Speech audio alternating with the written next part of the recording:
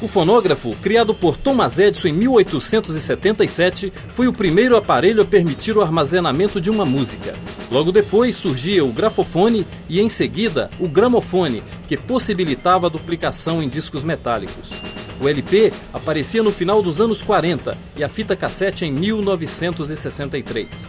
O início da era digital começava com o CD, e aí vieram os sequenciadores, os sintetizadores, a linguagem MIDI, a internet, os celulares, os formatos compactos MP3 e WMA.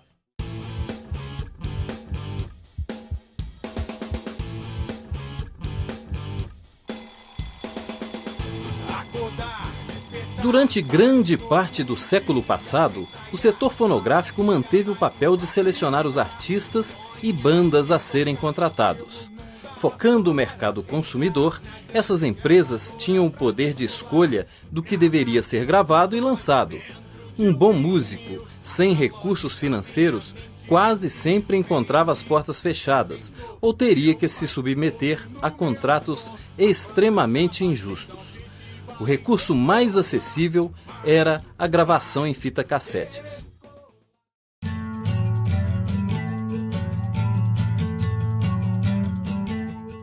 O meu disco foi gravado inteiro em 8 canais, com todos os instrumentos, voz e tudo mais. Não havia pré-condições para que houvesse investimento em estúdios capazes de oferecer maiores condições tecnológicas. Só que a realidade era essa, existia 8 canais, ou você fazia em 8 canais ou você não fazia. Na época não existia mecanismo nenhum de incentivo. Então o que nós pudemos fazer, já que a gente não era vinculado a uma grande gravadora, era produzir independente. E para produzir independente, nós criamos um ticket, e esse ticket ele dava o direito a quem comprasse a receber um CD em um tempo determinado, em um prazo determinado.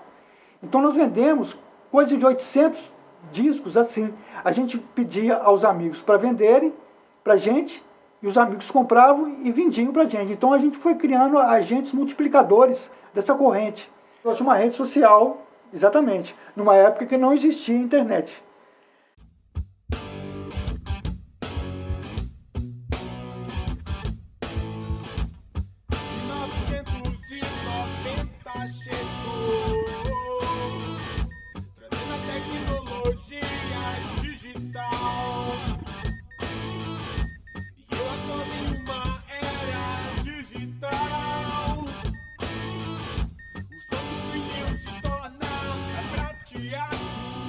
No início da era digital, com o advento do CD e dos microcomputadores, muitos artistas vislumbraram a possibilidades de finalmente produzirem e divulgarem seus trabalhos.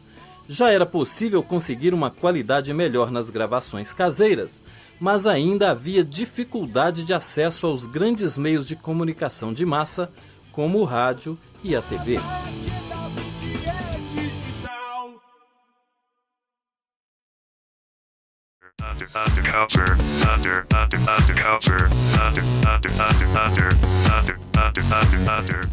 O Spuller surgiu em 2008 já com o intuito de ser uma banda direcionada para essas questões de recursos tecnológicos. A gente sempre acreditou no potencial, nas possibilidades que a internet apresentou para a gente desde o primeiro momento. A gente divulga nosso trabalho na rede, está tudo disponível gratuitamente. E a gente também usa a tecnologia no próprio processo produtivo da banda mesmo, processo criativo.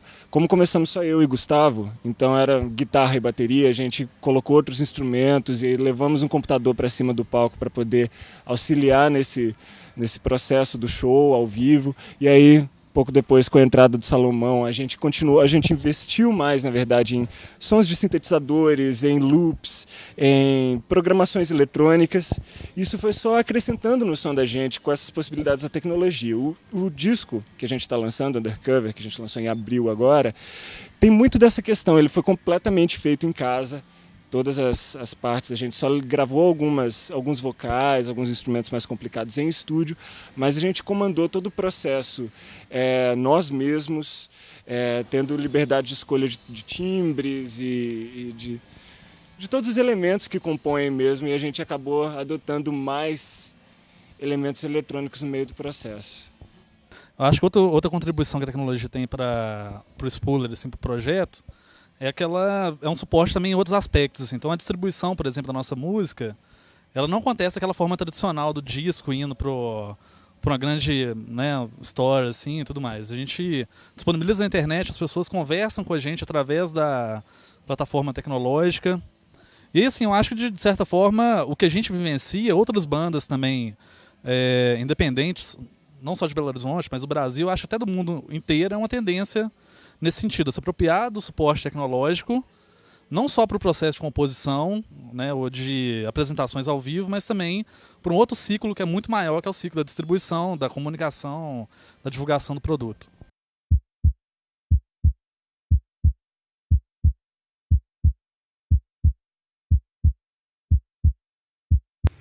Technologic, technologic, technologic, technologic. Hoje em dia, é possível montar uma estrutura de trabalho com pequeno investimento financeiro. Um volume cada vez maior de artistas produz e lança seu trabalho de maneira independente, motivados pela acessibilidade aos meios de produção, gravação e divulgação musical gerada pela democratização e barateamento do acesso às tecnologias. Podemos observar a queda da hegemonia dos agentes estabelecidos e o surgimento de novos componentes dentro da cadeia de produção musical. A música nunca esteve tão acessível como nos dias de hoje.